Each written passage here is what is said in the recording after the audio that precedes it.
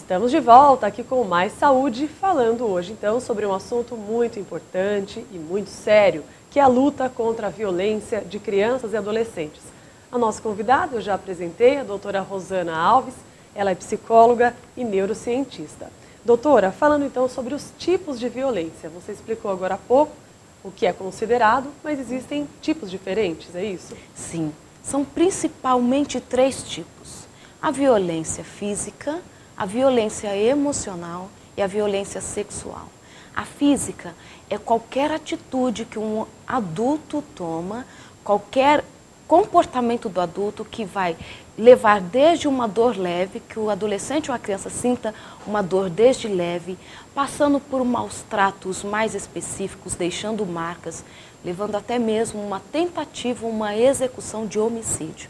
Então isso é a violência física contra o corpo. Existe a violência psicológica, onde o adulto ele vai oprimir esta criança com palavras, dizendo que ela não tem valor, machucando a sua autoestima, de algumas formas assim, ameaçando um abandono, ameaçando crueldades contra a criança, mesmo com palavras, fazendo com que esta criança fique intimidada, com medo, recuada. Você pode até dar alguns exemplos de algum tipo de ameaça? Sim, se você não comer, eu vou te abandonar. Eu não queria mesmo que você tivesse nascido.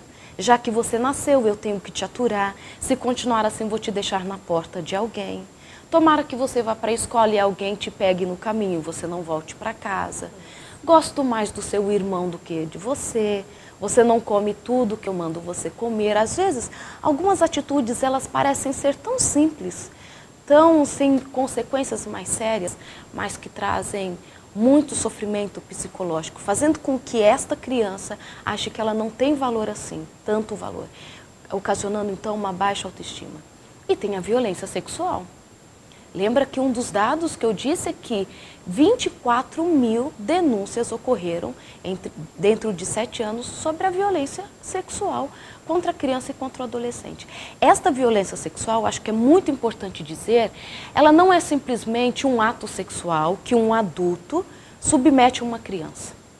Mas ela pode ser, sim, uma exposição do corpo desta criança na internet, um adulto querer ver as partes íntimas de uma criança, os seios, para que ele tenha satisfação, uma gratificação sexual, tocar este corpo, acariciar este corpo. É violência sexual. Não só uma penetração, como muitas pessoas acreditam, mas este admirar de forma sensual, sexual, o corpo de uma criança que não pode se defender, isto é violência sexual. Antes de falarmos sobre os agressores, chegou uma pergunta para a gente, que é da Luísa, do centro aqui da cidade. Ela diz o seguinte: quando uma pessoa fala alguma coisa que causa medo, pode ser considerado uma agressão? Claro que sim. Se de alguma forma você oprimiu, agrediu, seja com palavras, isto é uma violência, porque você está acuando alguém. Alguém está sendo vítima do seu comportamento. E ela não pode se defender, está se sentindo desconcertada, desestruturada com aquela sua atitude. Isso é violência, sim. Na maioria das vezes, quem são os principais agressores? E quem faz a violência, pratica, não é? Isso é tão preocupante, Márcia, porque hoje nós estamos em uma sociedade onde se preocupa muito com o bullying. A gente escuta tanto de bullying, né? A criança que sofre uma ameaça na escola, perseguição. Temos medo que as crianças, os adolescentes saiam na rua por causa dessa violência. Mas mais de 90% dos casos de violência são cometidos pelos parentes próximos. Poxa. E na maioria das vezes dentro de casa.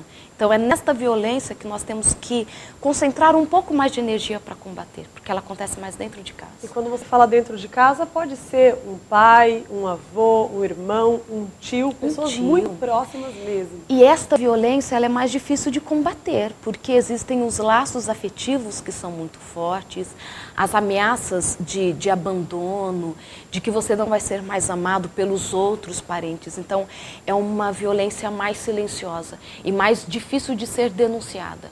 Por isso que ela se propaga tanto na nossa sociedade. Chegou uma outra pergunta para a gente, é da Rosana, do Central Park.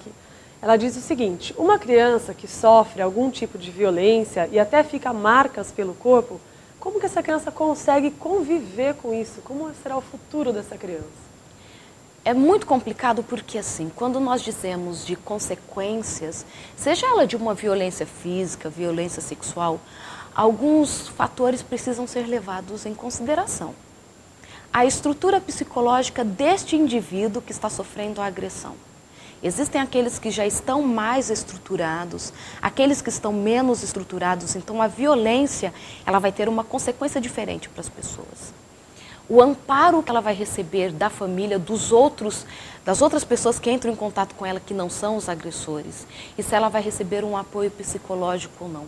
Então a consequência ela vai variar com o indivíduo, com a sua história de vida, mas com certeza ela vai ter consequências, sejam mais leves ou mais sérias, ela vai ter consequências sim. E um fato preocupante também que a gente está falando aqui dos agressores, a situação fica ainda pior porque essa criança, além de ser violentada, vamos falar da parte sexual, Sim. ela ainda sofre com certeza uma ameaça muito grande. Olha, se você falar para sua mãe, se você falar para alguém, eu vou matar a sua mãe. São palavras fortíssimas que a criança realmente acaba ficando quietinha. Com certeza, é a estratégia do agressor. E ele muitas vezes usa uma outra estratégia, e eu falo isso para muitas mulheres, principalmente, que são as mais vítimas da violência sexual. O agressor, ele usa duas estratégias principais. Primeira é a da ameaça. Se você contar, eu vou maltratar a sua mãe ou a sua irmã, vou começar a violentar a sua irmã também, então é melhor você ficar quieta. Uma outra estratégia, e esta muitas vezes ela é mais cruel, é quando o agressor diz assim: eu sou doente. Se você me denunciar, as pessoas vão querer me matar, eu vou sofrer muito. Se você me prometer que você não vai contar para ninguém, eu paro com esse tipo de agressão. Ela se faz de vítima. Ela se faz de vítima. E aí, esta pessoa que está sendo a vítima, que é de fato a vítima, fica de alguma forma com dó, acredita na promessa que não vai acontecer de novo e não denuncia. E o ciclo continua. E a violência continua. Okay. Bem, no próximo bloco a gente continua falando sobre esse assunto e vamos falar também como podemos perceber, identificar que alguma criança está sofrendo algum tipo de violência. Ainda dá tempo de você ligar para a gente e fazer a sua pergunta. Participe aqui do programa Mais Saúde.